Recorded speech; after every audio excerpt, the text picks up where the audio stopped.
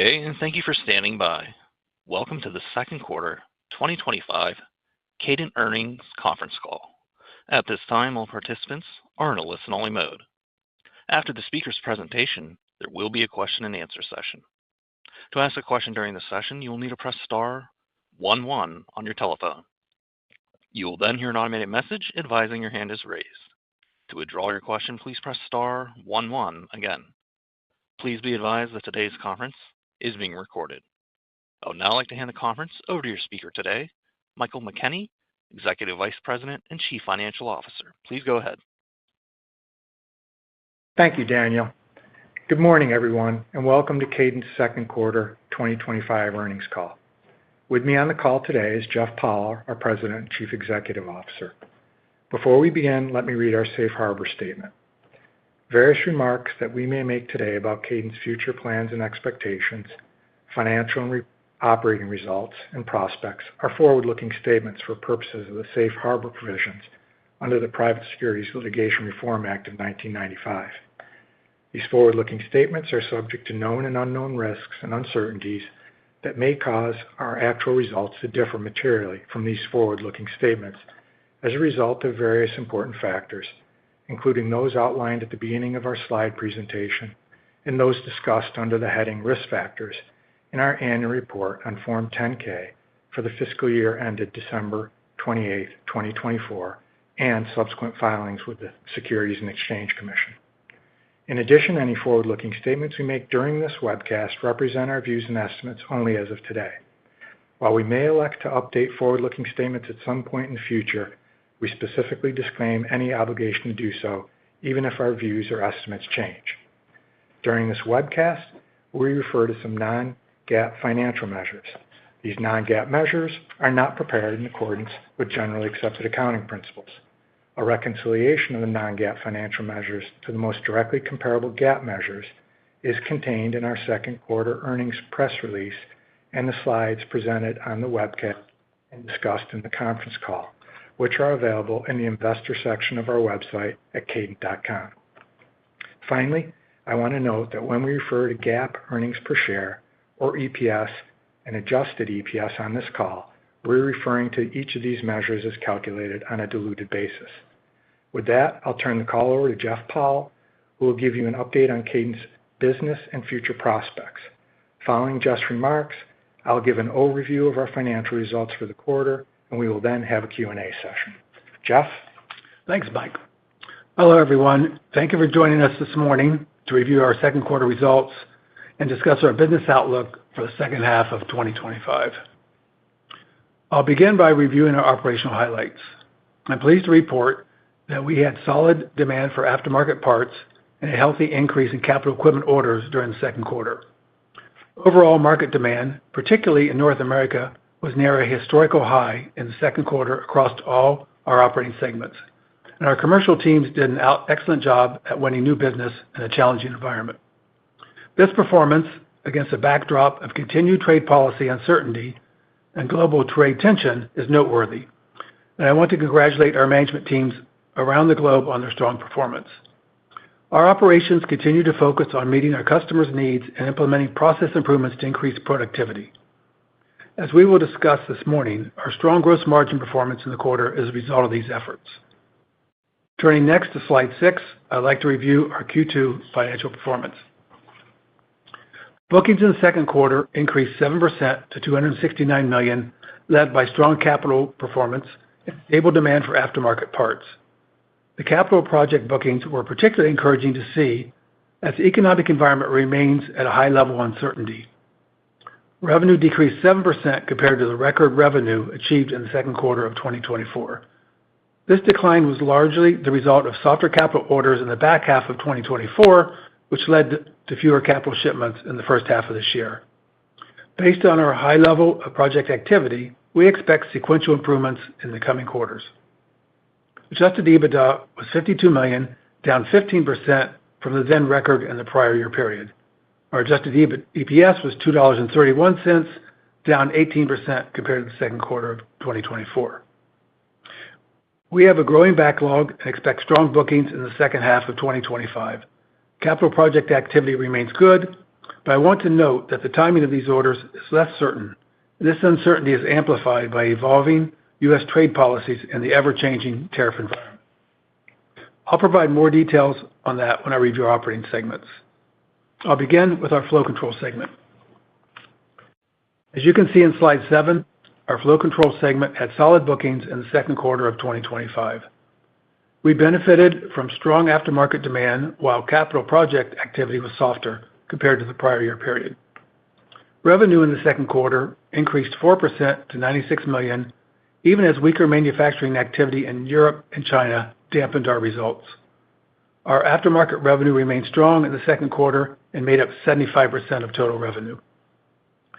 Solid operating performance led to an adjusted EBITDA margin of 28.9%. As we look ahead to the second half of 2025, we expect demand to improve as the year progresses. That said, the frequently changing global trade discussions and tariff targets may impact capital investment activity. Before leaving this segment, I wanted to share that the integration of Dynamic Sealing Technologies, which was acquired in June of 2024, is now complete, and we are pleased to have this leading producer of fluid rotary unions and related flow control products fully integrated into Kadant. The diversity they bring to Kadant in terms of new markets and access to new customer segments greatly expands our opportunities as we pursue growth within our flow control operating segment. In our industrial processing segment, new order activity was up 9% compared to the same period last year to $105 million. This booking performance was led by a significant increase in capital orders for our wood processing equipment from 3 North American producers of engineered wood products. Revenue decreased 16% compared to the record revenue achieved in the second quarter of 2024. This decline was due entirely to weaker capital shipments, as our aftermarket parts business was up 7% compared to the second quarter of last year. Adjusted EBITDA and adjusted EBITDA margin declined due to lower revenue volume and the lack of operating leverage. Looking ahead to the second half of 2025, we expect capital project activity to strengthen in this segment, particularly within our fiber processing product line, where a number of large capital projects are in the pipeline. Turning now to our material handling segment, we had excellent bookings performance in the second quarter of $71 million.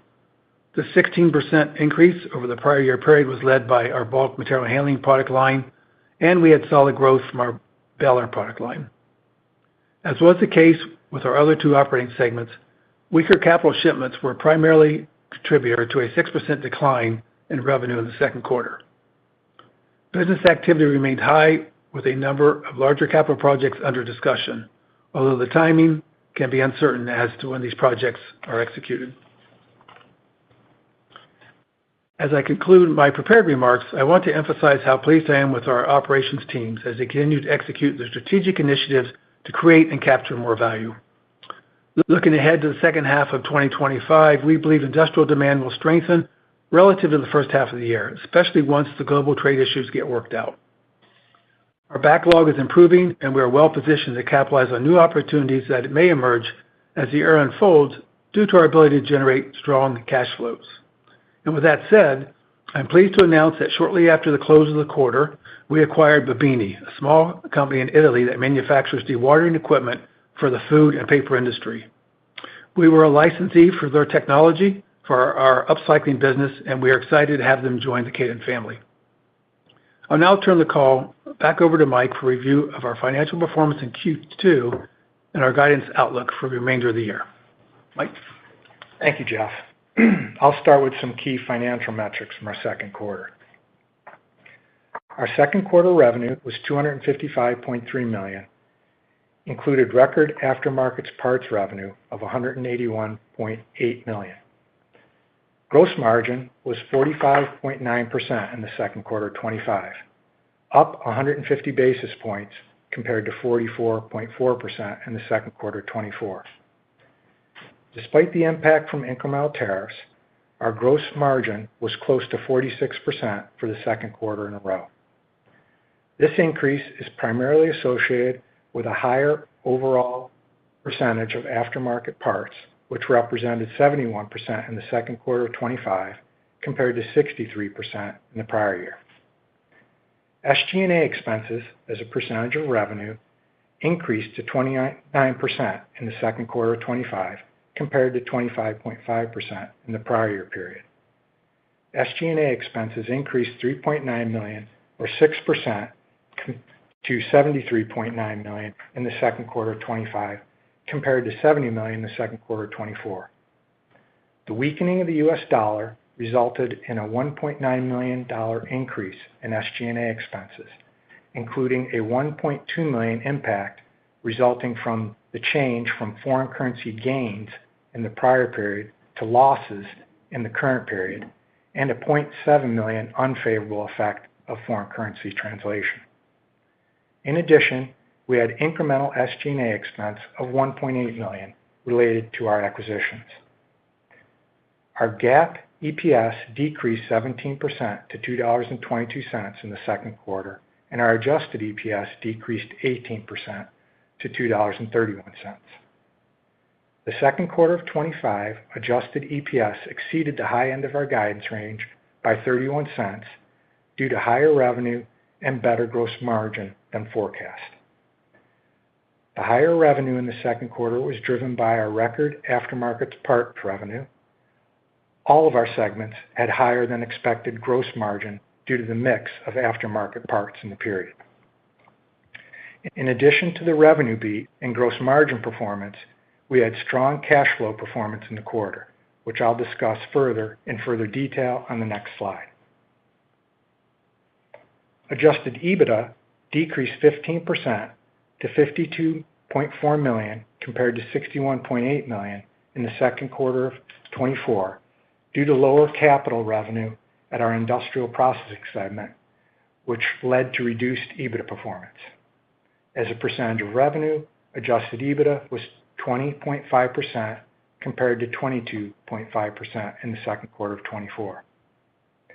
As outlined in the chart, our cash flow increased significantly compared to both the first quarter of 2025 and the prior year period. Operating cash flow increased 44% to $40.5 million in the second quarter of 2025 compared to $28.1 million in the second quarter of 2024.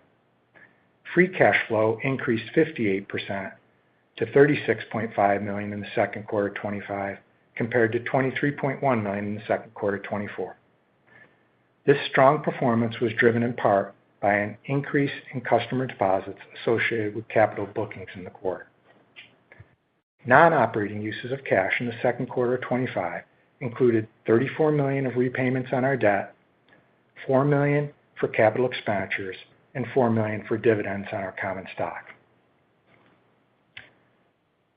Let me turn next to our EPS results for the quarter. Our adjusted EPS decreased 50 cents from $2.81 in the second quarter of 2024 to $2.31 in the second quarter of 2025. This included decreases of 56 cents due to lower revenue, 26 cents from higher operating expenses, 2 cents due to higher non-controlling interest expense, and 1 cent due to higher weighted average shares outstanding. These decreases were partially offset by increases of 21 cents due to a higher gross margin percentage, 12 cents due to lower net interest expense, and 2 cents from a lower effective tax rate. There was no foreign currency translation effect on net income in the second quarter, as the weakening of the U.S. dollar caused foreign currency exchange rates to more closely align with the prior period exchange rates. Looking at our liquidity metrics on slide 15, our cash conversion days, which we calculate by taking days in receivables plus days in inventory and subtracting days in accounts payable, decreased to 128 at the end of the second quarter of 2025 compared to 130 at the end of the first quarter of 2025. Working capital as a percentage of revenue was 17.7% in the second quarter of 2025 compared to 18% in the second quarter of 2024. We continue to remain focused on paying down debt as efficiently as possible. Our net debt, that is debt less cash, was $151.7 million in the second quarter, decreasing $31 million sequentially and over $100 million compared to the second quarter of 2024. Our leverage ratio calculated in accordance with our credit agreement, decreased to 0.86 at the end of the second quarter 25 compared to 0.95 at the end of the second quarter 25. At the end of the second quarter 25, we had $162 million of borrowing capacity available under our revolving credit facility and an additional $200 million of uncommitted borrowing capacity. Now I'll review our guidance for 25. For the second quarter in a row, our book-to-bill ratio was over 1, and the strong bookings in the second quarter led to an ending backlog of $299 million, up 16% over the end of 24. The majority of the large capital bookings relate to projects which we recognize as revenue in 26. While there has been some clarity on country-specific tariffs, customers with large capital projects remain cautious as they evaluate how the tariffs will be applied and whether certain tariff costs can be mitigated. The estimated impact from incremental tariffs remains largely unchanged from our prior forecast.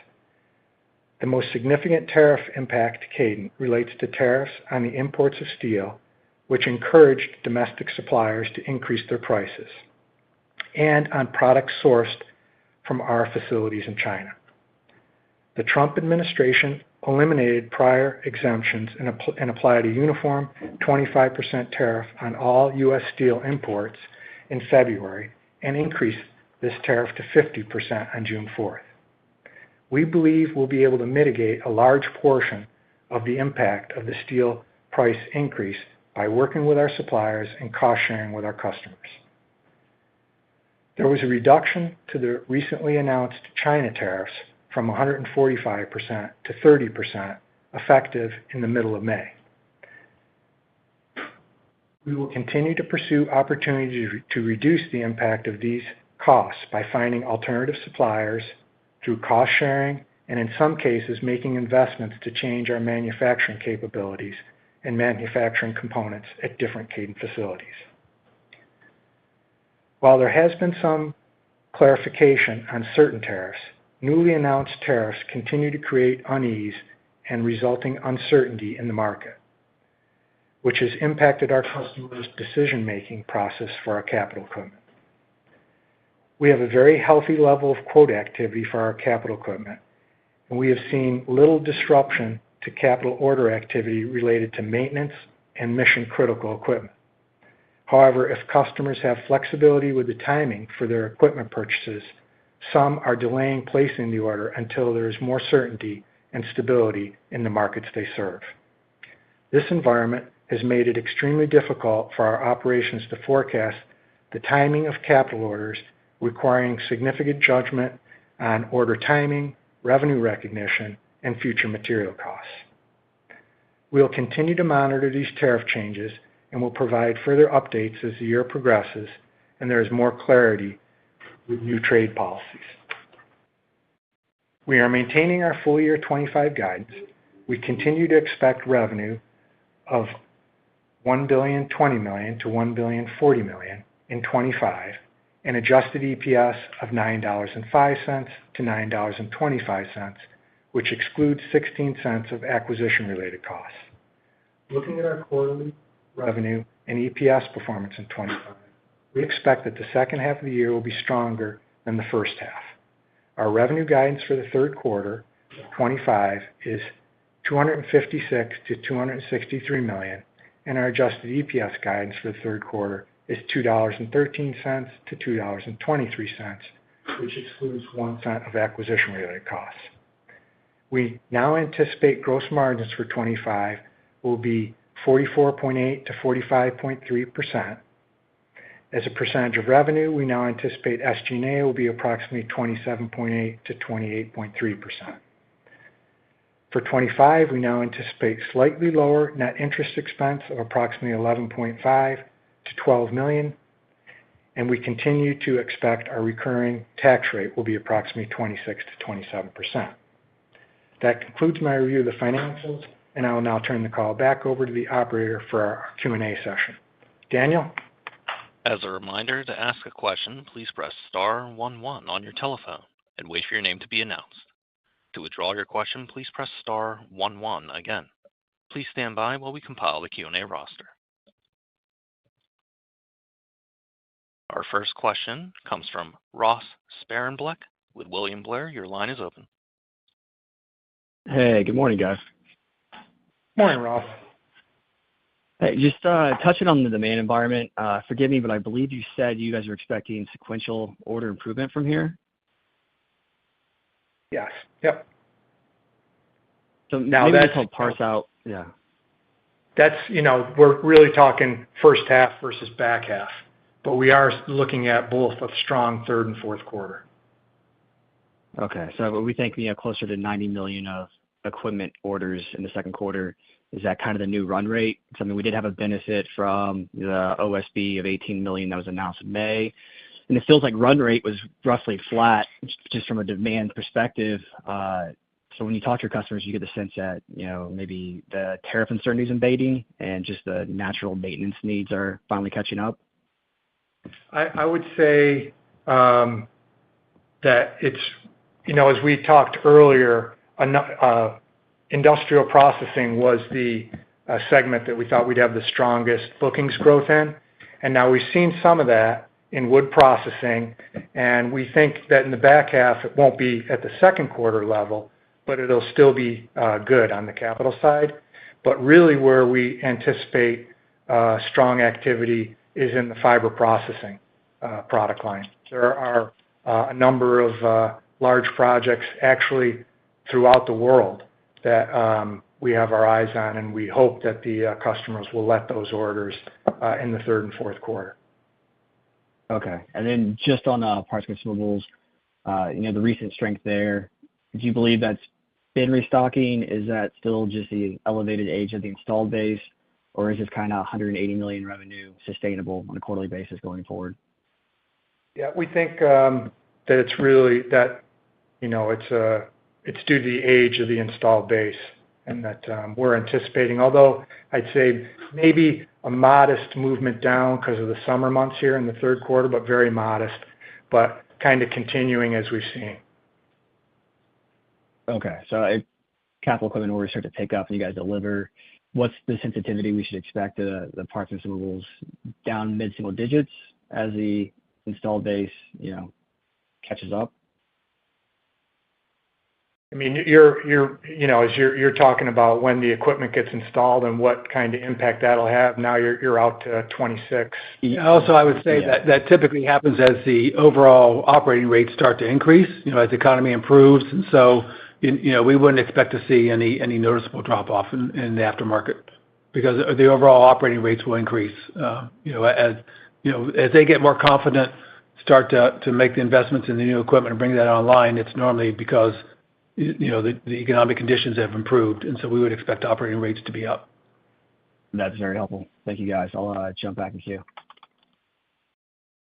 Thank you.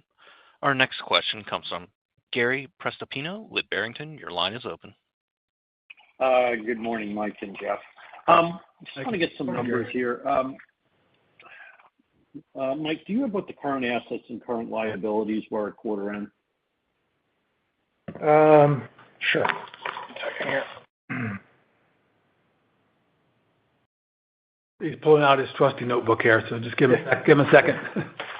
Okay. As an absolute, current assets were approximately $475 million, and current liabilities were approximately $200 million. Okay, thank you for that. And then could I just get some more numbers surrounding the parts and consumables? It was in flow control, it was 75% this quarter versus what was it last year at this time? 72, and I'll just go through them, Gary. So flow control, 75 this quarter, 72 last year. Industrial processing, 76 this quarter, 59% last year. And in material handling, 58% this quarter, 57% last year. So then overall, as we mentioned, 71% this year, this quarter, and 63% in the comparing quarter. Should we, given the fact that a lot more of the orders now are capital equipment and you're going to start seeing that come into the mix when in 2026, really, or is it starting back half of the year? Well, we're anticipating it to come for capital revenue to pick up in the back half of the year. And as I just was mentioning to Ross, that is really what we're focused on there is in the industrial processing segment, in fiber processing. There are some meaningful projects, both North America, Europe, and Asia. So if you recall, Gary, in fiber processing, for those capital projects, those are largely recognized on an over-time basis. So once we get the orders in, we will start to recognize revenue. So we really need to see those in the back half. Unlike wood processing, where I made a note in my call that those orders that we got in the second quarter in wood processing, that will be revenue in 26 because that is going to be a point in time, essentially, when it ships versus overtime for the fiber processing. I guess, yeah, okay, that's helpful. But just kind of thinking out loud here, because you're getting more capital equipment into the mix, would you expect to see that percentage of aftermarket parts as a percentage of revenue jump down sequentially? Yes, it will. It will moderate, and there also should be an impact on the gross margins. It will moderate gross margins also. So we won't be, we wouldn't be running at 46% gross margins. I would kind of anticipate those to drop down into the 44s actually if the mix comes in as anticipated. And can you maybe just, I don't want to monopolize the call here, but can you maybe just talk about some of the bookings that you're seeing? Is it, what percentage of it is replacement capital? What percentage of it is new capital to you in terms of new business? I would say, which is often the case, that it's always more heavily weighted towards replacement than it is new greenfields. Certainly with the slowdown in Asia in particular, which is where a lot of the new greenfields over the last many years have taken place. But that being said, we're still getting greenfield projects in Eastern Europe, the Middle East, and Asia. Some outside of China. And then there are some, there are conversions that are taking place where people are converting, maybe, modernizing a plant and putting our technology in, replacing a competitor's technology with ours. So we benefited from that a little bit in the last quarter. I would say the one area in the capital that is, people have heard us say over the last many years, really for the last 10 to 12 years, that's kind of overperformed is the engineering wood side. The engineering wood side continues to perform well. They're just finding newer and newer opportunities for the engineered products. And so that's, kind of the fastest growing sector of the wood business. And it happens to be one that we're very strong in. So we've really benefited over the years from that. The orders we mentioned that we received this quarter, those big orders were all in the engineered wood side. So, that's one that probably, has probably some of the best growth opportunities, has and will going forward. Okay, just one last question in terms of all of this new capital equipment, be it replacement or, a new customer. Is there anything inherent with the newer equipment that would cause any kind of a lessening of the need of the aftermarket business from running this equipment? In terms of the parts, or is it still kind of? It depends a little bit on the equipment. If you think on the engineered wood side, as they put this new equipment in, almost everybody's using our new knife design, our new knife technology, which really increases the aftermarket component of that. On some of the others, we're constantly trying to innovate our products to give the customer better performance, in some cases longer life. Now there's a kind of total cost of ownership calculation that goes in that. But generally speaking, we would not expect to see any significant drop-off in the parts consumables relative to new technology. While we're continually trying to improve the performance of it, these are very harsh, rugged environments that our equipment operates in, and so you're not going to see a significant change in the in the life of that equipment, even though we constantly try to. Thank you very much. Thank you. As a reminder, to ask a question, please press star 11 on your telephone. Again, that is star 11 to ask a question. Our next question comes from Adi Madan with D.A. Davidson. Your line is open. Hi, thank you. It's Adi on for Kurt Yinger today, and there's a couple of questions from me. Going off the wood processing question, so obviously very encouraging news on that front, but outside of wood processing, how would you characterize the underlying demand for capital equipment bookings, and how are the conversations with customers going? Are you seeing customers more confident in placing orders? Well, we've going into this year, kind of towards the end of last year and into the beginning of this year, there were a lot of discussions and we had a lot of projects on the board. And what's happened is as we said last quarter, many of them were delayed or paused because of all the craziness associated with primarily with the tariffs. The tariffs really created a tremendous amount of uncertainty globally, and so a lot of people said we're just going to sit on the sidelines here until this stuff clears up.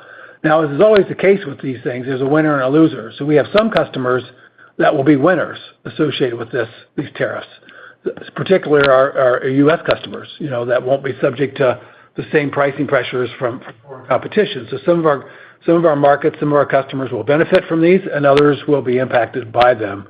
But I think what's happened is that there's been essentially kind of a capital equipment recession over the last 2 years. The prior 8 quarters, we saw a pickup this quarter, which was the the beginning of the third year of that. So we were pleased to see that. So the equipment's getting quite old, and history tells us that they can't delay that forever. The equipment just starts to really be unreliable to them. So there's a lot of project activity out there. I think they're just waiting for these uncertainties to clear up and to get a little more visibility. But there's a fair amount of demand, and many of the markets we're in are forecasted to be quite robust over the next few years, 26 and 27 in particular. And so, I think people just really want to see that we put whatever these trade negotiations are, we put them behind us, and everybody says, okay, this is what I have to work with now, and we go forward, under those conditions. Okay, got it. Yeah, that makes sense. So going off that, so are you seeing big pockets of strength or weakening demand across the portfolio, whether by geographic or by any customer set that you can give us any color on?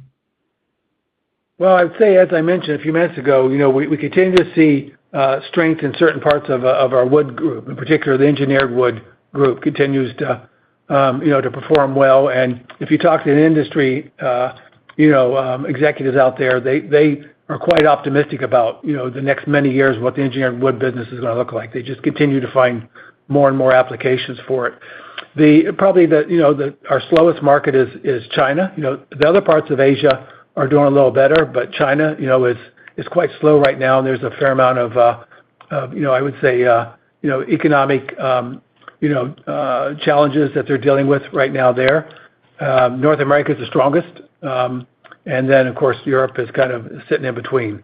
It'll be interesting to see what happens in Europe because they've agreed to increase their deficit spending. They've agreed to increase their military spending by quite a bit. And that should spur, a lot of the industrial base over there. But, we're in the very early stages of that, so it's too early to know what kind of impact that'll have on the markets. Got it. That makes sense. And in the context of the Babbini and GPS acquisition, can you give us an update on the current full-year guide assumptions versus the prior as it relates to tariff impact, FX, organic growth, and acquisition contributions to sales? Just specific to, you're talking just Babbini, Adi? Babbini and GPS, yeah. Yeah.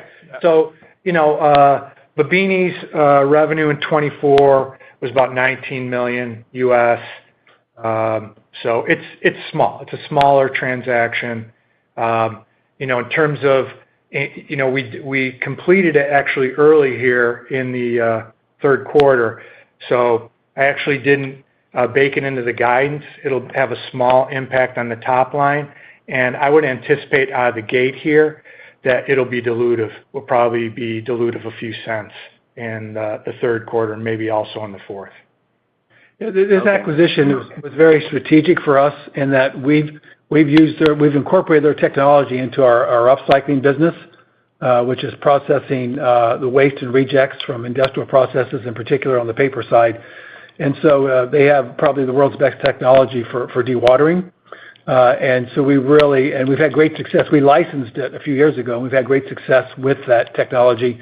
And so when the family decided they wanted to, the owner passed away and his children decided they wanted to divest of all their businesses, including Babini, it really made a lot of sense for us to bring that into the company because it's a key technology, and we actually think it has broader, they principally focus on the food side. That's where they started. But we think there are opportunities in other dewatering areas. So it was it's a very small acquisition, but we think strategically it'll be a nice addition. Got it. That makes sense. And last question from me, how would you characterize your margin profile in the backlog and current bookings relative to the gross margin we've seen over the last few quarters? Yeah, Eddie, I think what's most important there is, in the first two quarters, we had very strong parts and consumable mix, which helped drive the gross margin to the 46%. In the back half of the year, we're expecting the mix to, moderate. And I would say, the parts and consumables probably be, say, mid 60s, 66, 67. So we'll have more capital in the back half of the year, and that will weigh on the gross margins. And as I was mentioning to Gary, I'd say, I'm looking at kind of in the 44s in the back half of the year on margins with the capital mix we're anticipating. Awesome. Thank you for your time, and good luck here in the back half. Thank you. Thank you. Our next question comes from Ross Sparenblek with William Blair. Your line is open. Hey, gentlemen, just a couple of follow-ups if we have a second here. You kind of ran through some of the moving parts on tariffs. Can you just help us think about that in the framework of your prior guidance for around 35 cents as of the first quarter?